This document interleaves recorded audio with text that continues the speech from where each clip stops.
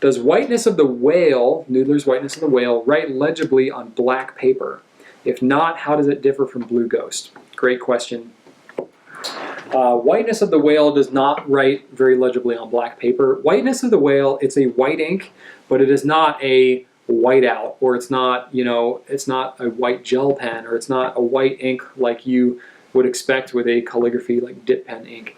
You know, basically in order to get white, you need pigment. You need some kind of pigmentation, and a pretty hefty one at that. And pretty much, you know, from what I understand from talking to people in the ink business, to get things like gold and, well, with a rare exception, like you got like the Jeroboam Stormy Gray and Rouge Hematite and stuff that have some gold in it, but in general, to get like a gold color, silver color, a white or some other color like that, you need to go with pigmentation, and that gets really challenging to make. And I don't know anyone who makes a white ink that it would work on black paper. Whiteness of the Whale is essentially like a milky white, a milky color, which its reason for existing, number one, it has bulletproof properties, so it can add permanence, permanent qualities to your ink, especially if you want like a fraud resistance type property. That's a big thing for noodlers.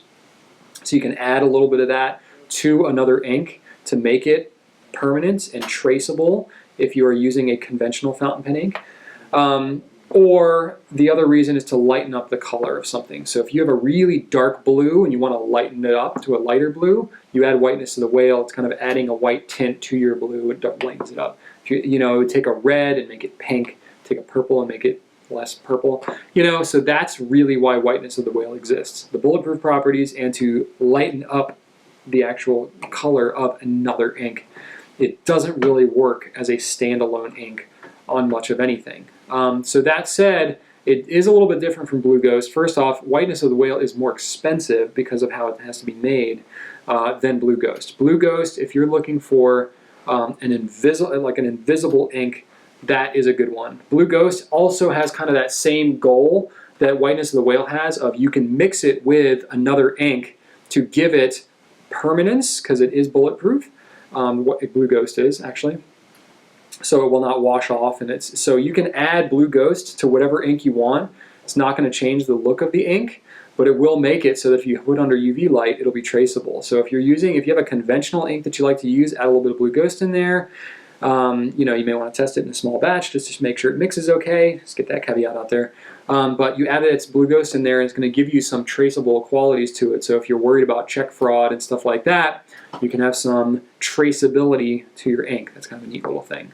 Or what you can do, the coolest thing I ever heard with Blue Ghost is someone who, you know, they were engaged, fiance was serving in the military overseas, and they wanted to write letters to each other, but, you know, kind of the gentleman who was in the military, you know, they get letters and stuff, and sometimes his buddies would want to read the more embarrassing parts out loud, but the fiance could write the more personal aspects of the letter in Blue Ghost so that it was invisible, and only he knew to use a black light to read that part of it. So that's kind of a cool, that's one of the coolest uses I've heard for Blue Ghost. But you can do kind of the same thing with Whiteness of the Whale, especially if you're writing on white paper. Whiteness of the Whale will appear to be kind of invisible, but they have some overlapping kind of uses and properties, but they are two very different inks in kind of that respect. But you know, that's kind of the neat aspect of it.